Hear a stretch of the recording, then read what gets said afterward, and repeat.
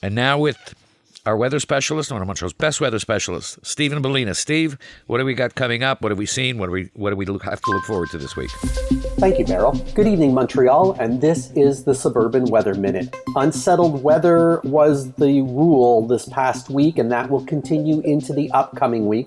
Several weak frontal boundaries moving through the region have produced some showers. One thing that did surprise me this past week was temperatures remained on the cool side. It was difficult to get up to the normal high of 12 Celsius, and that will prevail for the upcoming week. We're looking at temperatures at or slightly below normal high 12 Celsius, normal overnight low 2 Celsius, and it will remain unsettled with a risk of some shower activity, especially towards the middle part of the week, but no major weather systems on tap.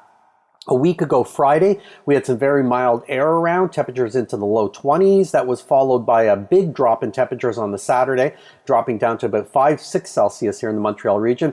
That is normal in April. April can be a volatile month with big mood swings in the weather. That's why we end up with thunderstorms and snowstorms, sometimes days apart from each other. One thing that is notable is we did have some flooding, some spring flooding across the Lower Laurentians and the Lanaudière region. There was flooding around Chertsey and Rod in Quebec. There was a bridge washed out. A couple of cars went into the water. Thankfully, no injuries reported there. 50 families were isolated by the bridge collapse, but that problem has since been taken care of by the municipality. As far as flooding goes in the Montreal region, we're not anticipating any this spring, unlike the 2017 and 2019 seasons where we had severe flooding.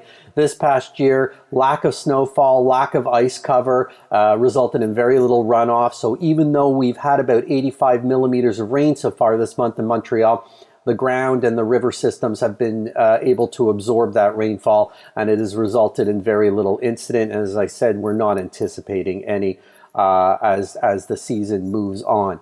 The rest of the month, though, does look coolish. I'm seeing cooler temperatures lasting into the first week of May, and this can be typical around this time of year. There is a lot of cloud cover generated in the month of April.